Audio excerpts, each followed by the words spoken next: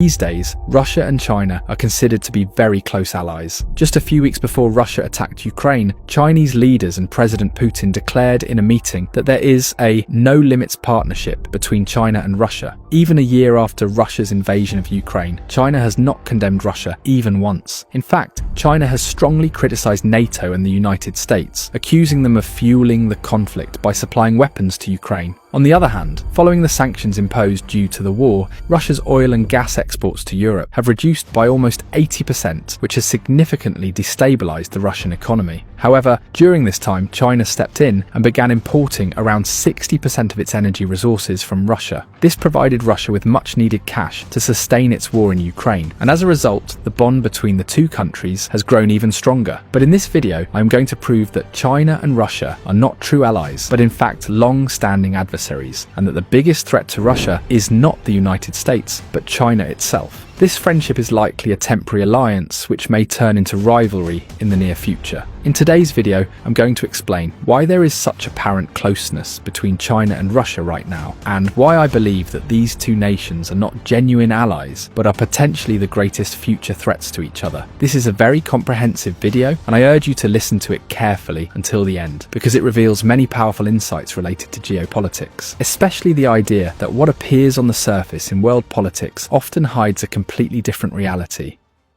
Since 2020, the relationship building between China and Russia has been highly strategic and planned. At the core, both China and Russia are governed by one-party authoritarian regimes, and for centuries, both have aspired to dominate Europe and Asia. If we talk about Russia, its long-standing ambition has been to control Eurasia, primarily because controlling this region would make it nearly impossible for any Western military to launch an attack on Russia. However, after the collapse of the Soviet Union in the 1990s, Russia lost control of much of this territory. Before Russia's eyes, the areas it once dominated began joining NATO one by one. Only Belarus remained loyal to Russia, while Ukraine and Georgia became major concerns for Moscow. If both Ukraine and Georgia were to join NATO and American or NATO forces were deployed near their borders, it would become much easier for them to reach Moscow. Adjacent to Georgia lies Chechnya, across the Caucasus Mountains, one of Russia's most sensitive regions. Chechnya has already fought two bloody wars with Russia in the 1990s,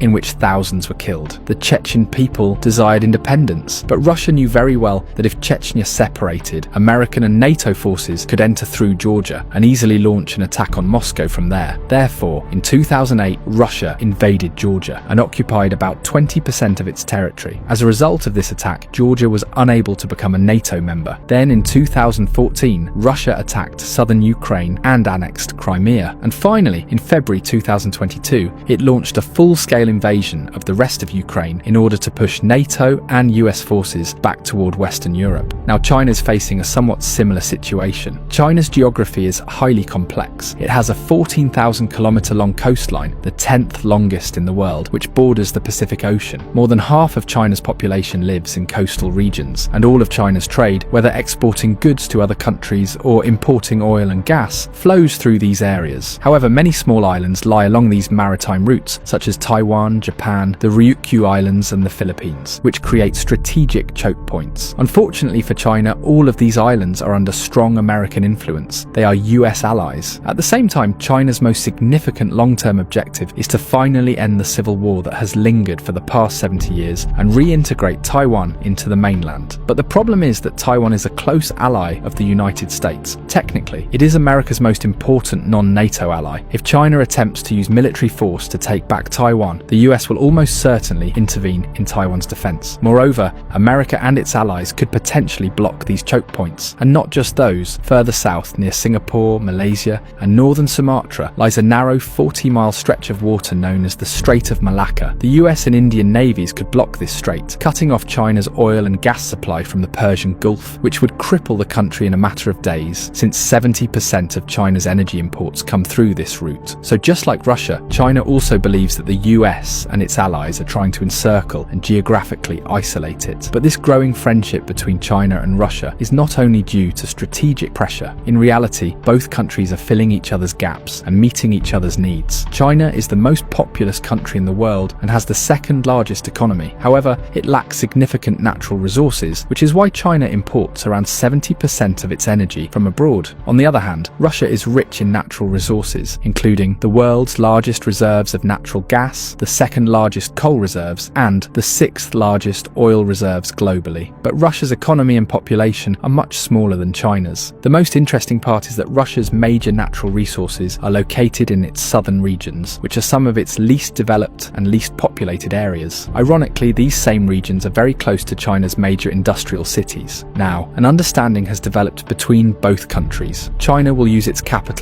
and labour to exploit these oil and gas reserves and transport them via pipelines into China, while Russia will use the money to fund its war in Ukraine. This benefits both sides. China reduces its dependence on the Persian Gulf and gains a reliable nearby energy supply, while Russia gains steady flow of funds to continue its war efforts. And now we arrive at the point I mentioned earlier, that this friendship is unlikely to last long. To understand why, we need to go back into history. In 1858, China's Qing dynasty was going through serious turmoil. Internally, a violent civil war was raging, leading to massive casualties. Externally, China was engaged in the Opium Wars against Britain and France. Taking advantage of the situation, Russia deployed thousands of troops to the Chinese border and demanded that the Qing dynasty hand over territory or face another war. This region was then known as Outer Manchuria. The Qing government knew it could not survive another war, so in 1860 it signed a treaty surrendering the entire area to Russia. This area of Outer Manchuria later became extremely important to Russia. It includes Russia's largest Pacific port and houses submarine fleets of the Russian Pacific Navy, from where Russia monitors the Pacific Ocean, and particularly the United States. After this treaty, China lost all access to the Sea of Japan. Time passed, and in 1949, Mao Zedong's communists won the Civil War, and the People's Republic of China was established. But the Chinese leadership has never forgotten the 100-year period from 1850 to 1949, during which foreign powers treated the Chinese people with humiliation and exploitation. China refers to this era as the Century of Humiliation, and one of the contributors to that humiliation was Russia itself, which took advantage of China's weakness and seized its land. Chinese leaders have not forgotten what happened in Outer Manchuria. That's why after 1960, relations between China and Russia began to deteriorate when Mao Zedong, during a diplomatic meeting with Japanese officials, made comments stating that Russia had illegally occupied Chinese territory and that even after 100 years, the issue remained unresolved. These comments became public, causing an uproar in Russia. The situation escalated so much that in 1969, Chinese and Russian armies came face to face on the border of Outer Manchuria over the dispute surrounding a small island. For several weeks, the Chinese and Soviet armies fought one another, and dozens of soldiers were killed on both sides. The world's two largest communist nations were now fighting each other, and the conflict was heading toward a potential nuclear war. The Soviets feared that given Mao Zedong's statements, China might attempt to militarily reclaim Outer Manchuria, especially since Russia had only 350,000 troops stationed at the border, while China had 1 million troops, and the only deterrent was the threat of nuclear weapons. Fortunately, the situation did not escalate further, and tensions eventually cooled down. Later, in 1991, Outer Manchuria was officially recognized as part of Russia. However, establishing an official border does not mean China will never attempt to reclaim the territory, especially considering that Russia itself has violated treaties, such as the 1994 and 1997 agreements, when it invaded Ukraine and annexed multiple regions based purely on historical claims. So in the future, China may also attempt to reclaim Outer Manchuria on similar historical grounds. In this century, China is expected to face another major challenge: water shortage. 20% of the world's population lives in China, but the country only has 7% of the world's fresh water. Due to global warming, this water shortage is expected to worsen significantly. In 2022, images from China went viral, showing that one of China's largest rivers had almost completely dried up due to record low rainfall over recent years. The problem for China is that it has very limited options for obtaining fresh water. In this region, most water sources are located in Indian-controlled Himalayan regions, or in Bhutan and Nepal, and China has poor diplomatic relations with all three countries. Now, this is where fortune seems to favour China. In Russian-controlled Siberia, within a mountain range, lies Lake Baikal, the world's deepest and oldest freshwater lake, once mistakenly believed to be a sea. Lake Baikal holds so much fresh water that it could sustain the global human population for the next 50 years. China has had its eyes on this lake for a long time. In 2010, the Chinese government began purchasing land around the lake, and by 2017, it announced plans to build a pipeline that would supply water water from Lake Baikal to China. However,